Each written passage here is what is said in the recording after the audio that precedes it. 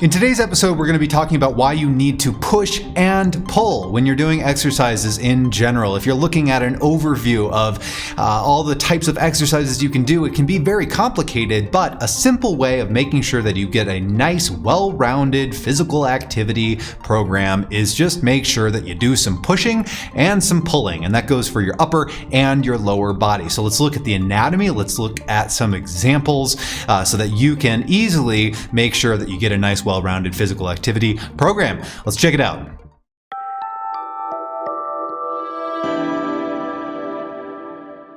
Real quick, my name is Anthony Davis. This is Shapeshift Wellness, the channel that uses science to explore fitness, yoga, and meditation. If you like that sort of thing, subscribe to my channel. Now, let's check out pushing and pulling. So let's start off by talking about pulling. So looking at the anatomy, we've got upper body pulling exercises. We also have lower body pulling, but we're going to start with upper body pulling. And this is going to be using, these are just a selected group of muscles, but your lats, your traps, your rhomboids, your rear delts, your levator, etc., etc. So basically all the stuff on the back side that connects to your shoulders and your back. So here are your lats, here are your traps, here are your rhomboids, here is your levator. You would also have your rear delts connected here, and some other muscles of the rotator cuff, etc., that are going to be involved in pulling. So let's look at some example exercises. What we have for upper body pulling, I've included, pull-ups would be an obvious example, and it's named after what it is. You're pulling and your body goes up, right? So a rowing machine, right? Or any kind of rowing, for example, an inverted row or a bent over row. Any of those are pulling exercises and they strengthen your back. I think in general with exercise programs, I see a severe lack of upper body pulling. That's why I included this first, is because I think we do too little of this and too much of the opposite would be upper body pushing. So I strongly encourage you to strengthen your back muscles. It tends to be the opposite movement, a movement that we just don't really do a lot. And so now a lot of people, in the sort of corrective exercise type of world are going to say, well, you got to do this to fix upper cross syndrome. Now, I'm not necessarily suggesting that you need to, quote, fix your bad posture, but look, if we spend all day doing the same thing all of the time and we don't, and that same thing being that we train the muscles that push this way, the front side of the body. Yeah, it happens to correlate with your upper cross syndrome stuff, but the main thing is just, look, if we do this all day, let's balance it out by doing some of this, okay? Not because, leaning forward is inherently bad, but because it's good to have a strong back, right? So include some upper body pulling. So next, let's look at just a couple of yoga poses. So I think in general, yoga is severely lacking in pulling. But there were a couple of examples that I could think of, not many, but there are a couple of examples that do technically train, like your lats, for example. So down dog puts your latissimus dorsi on a stretch, and it does technically require you to use your lats, right? You should be pressing your hands down into the ground while you're doing this, which is basically an end range isometric load for your latissimus dorsi. So this is kind of a pulling exercise. It's an isometric pulling exercise, but down dog is a pulling exercise. Reverse plank would be another example. So, in order to do this, this would be the opposite. You're shortening the lats, and in order to keep your hips hoisted, you have to engage your lats and your rhomboids and your traps and your rear delts, right? So this would be another example of a pulling exercise. However, I want to point out that yoga does not train your biceps. Okay, now technically you could get really nitpicky in here and say, well, in certain poses you're technically using your biceps. Look, the big picture is that, if you're trying to train your biceps, there are much, much, much better ways to do it than any kind of yoga pose. So yoga does not train your biceps in any significant or meaningful way. Okay, and so if you want to make sure to include your biceps, then I would just encourage doing some kind of like bicep curls, or if you like body weight exercise, you can just do pull-ups, right? But do include this because yoga does not do a good job job of including biceps training or any kind of pulling. Even though there are a couple of examples that technically do train your pulling muscles, yoga does a much better job of training other muscle groups like your chest muscles, for example, because of all the chaturangas and all the planks and things like that. And it does not do a good job of training the muscles on the back. So I would encourage you to hone in on that deficit and maybe make a point of training those muscles if you're missing it in your own program.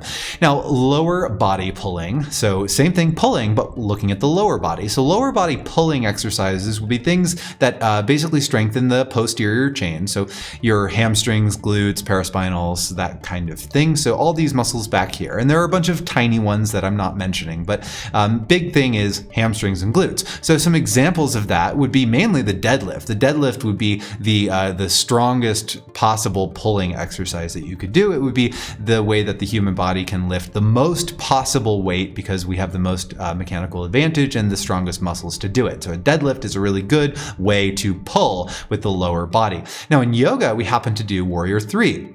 Or if you pay attention to my channel at all, then I've taken a lot of common yoga poses and turned them into sort of hip hinging patterns that really are pulling exercises for the lower body because they're strengthening your hamstrings and your glutes.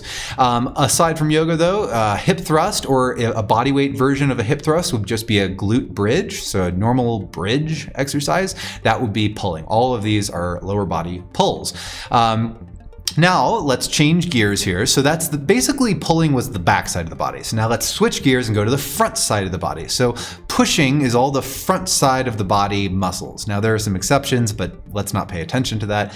Basically, pushing is front body stuff, with the exception of triceps and some other stuff. But it's pushing, right? So we use our chest, we use the anterior deltoids, we use the serratus anterior muscles, right? So it's all the stuff that, brings us forward. We tend to be much better at this than the opposite, as I previously discussed. We tend to be very good at pushing and not very good at pulling, probably because we do it all the damn time. So upper body pushing activities would include, of course, your chaturanga, which in yoga we do all the time, or of course a push-up, right? Which is chaturanga, push-up, it's just a difference of where you place your hands. And then of course a bench press would be another really good example. So get a barbell or some dumbbells or even cables or whatever, a cable fly, all those things would be pressing or pushing activities. So this is upper body pushing. Now you can do the same thing, of course, with your lower body. So you can push with your lower body. And mainly when we talk about pushing activities with the lower body, we're really trying to focus in on the quads, although when you use your quads, you can't help but also use other muscles. And I just don't want to confuse you by that. So if I start saying like glutes and hamstrings, that's going to really confuse you because I called those pulling activities. So when we talk about pushing, mainly we're talking about your quads. So how do you train your quads? So let's talk about some examples of lower body pushing. So those examples would include, of course, a squat is one of the best ways that you can do some lower body pushing. It's a very normal human activity. Every time you sit down in a chair, you're doing a squat. You can really load it up if you use some weight, but we do squats all the time in yoga too. We just happen to call it chair pose or Utkatasana.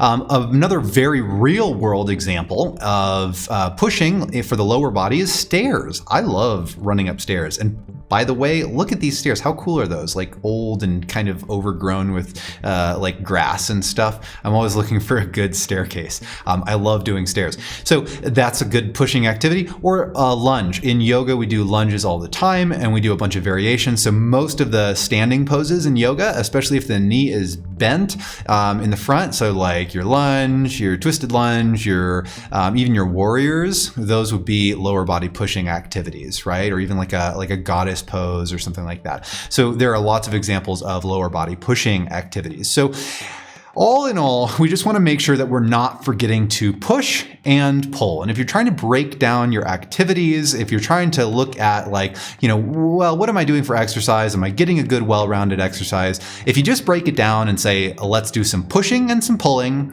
for my upper body and my lower body, and we do that every week, then you're going to have a good, well-rounded program. I hope you found this helpful. If you have some fun, clever examples down in the comments, you can leave those on exercises that you can do that maybe you don't think of as pulling, especially in yoga. You know, I really think there's a deficit there. So is there a good way that we can get more pulling, especially biceps training in yoga? I don't think so, but if you have clever ideas, leave them in the comments. Thanks for watching, like and subscribe. See you next time. And by the way, this week we're talking about more pulling exercises, so you're gonna get more exercise tutorials on examples of these activities. Take care.